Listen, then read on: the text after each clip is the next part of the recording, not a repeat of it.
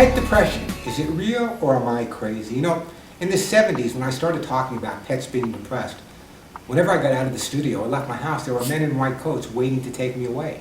People in my field, animal behaviorists, trainers, even veterinarians would say, Warren, come on, isn't that anthropomorphic? Aren't you giving human tendencies to animals? Animals can't get depressed. They don't have the same emotions that people have. And my response was, have you ever tried living with human beings? You'd be depressed also. But what are some of the real causes? What is depression all about? Depression is changes within the environment. Some of our pets, specifically dogs and cats, don't do well with a lot of changes. For example, let's say the dog or cat was the first child in the household for a young couple. And all of a sudden, a year down the road, a new baby comes into the household. And the grandparents and the aunts and uncles that used to ooh and ah over the dog or cat are now bypassing the dog or cat to ooh and ah over the baby. A good sign that depression is going to set in. What about the college student that was the dog or cat's best friend that now is going off to college and the dog's not going to see him after a couple of weeks? Again, depression's going to set in. There's a lot of new things. A new pet coming into the household, someone in the household becoming ill. And you know what's really important to understand? Depression is more than just, well, I got to make my dog happy. Depression suppresses your dog or cat's immune system, which can actually make them sick physically as well as emotionally. But let's talk a little bit about depression, okay? When you have a dog or a cat that's depressed, how do you know?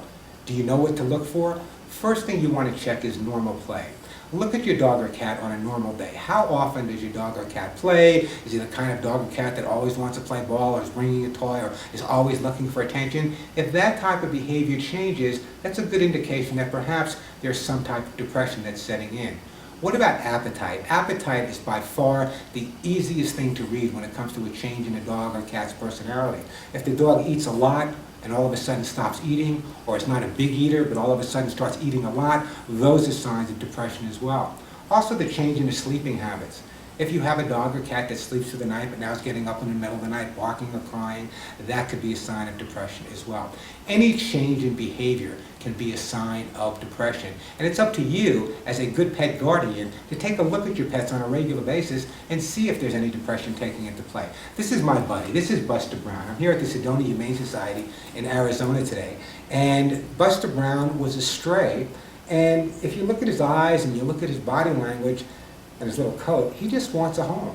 And once he gets a home, his whole personality will change. He's only been with me now for maybe 5 or 10 minutes, and already he's starting to feel better about himself. What do you think, Buster, huh? You starting to feel better about yourself? You think so? Let's talk a little bit more about depression, okay? Here's what I recommend people do. Now, this may sound a little eccentric, and heaven forbid I should ever sound eccentric, but listen carefully. I recommend that once a month, you go get the camera. Once a month, you take a photograph of your dog or your cat. And then a month or so down the road, take a look at it if you've noticed any of these behavioral changes. You will be able to see the changes in your dog's expression, the changes in their body, just by looking at the photo. And look in the eyes. You know, I always say the eyes are the mirror to the soul. If you look into a dog's eyes, it'll tell you an awful lot about their emotional state as well. But I know what you're saying. Okay, Warren, my dog's depressed. What do I do about it? Well, the first thing you need to do about it is recognize the fact that your dog or cat is depressed. Over the years, having trained over 40,000 pets myself, I have gone into homes and I have seen depression take over a dog or a cat to the point where it actually made them physically ill. For example, if the owners in the house are depressed, let's take this for example. Let's say we have a family who one of the spouses just passed away recently.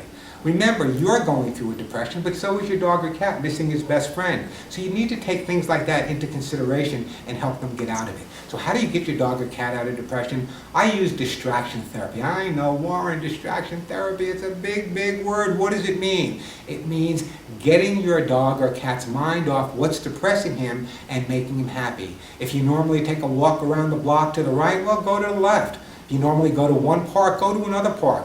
How about throwing a little pup-aware party? That's right, I said pup-aware party for your dog. Invite some people over to your house. Have them sit on the floor with their jeans or their sweats. Have them play with the dog. Let the dog realize that life is good again. There's nothing more depressing than seeing a dog or cat that's depressed that doesn't have to be. And quite honestly, and this goes for you, and I'm not a human therapist, I'm a pet therapist, but if your dog or cat is depressed, generally it's an indication that there's depression going on in the household as well. I have gone into homes, I'm not going to mention any of my celebrity clients, but I have gone into homes where the client was so depressed that the dog had to fight just to get out of bed in the morning because there was nothing to do, or his biggest thing in life was to eat a bowl of food because there was nothing else going on. So pet depression, folks, it's not just something Warren made up. It's something that's very, very real and something you need to treat. In some cases, you might have to work with your veterinarian because depression gets so serious that it can actually affect your dog or cat's physical well-being.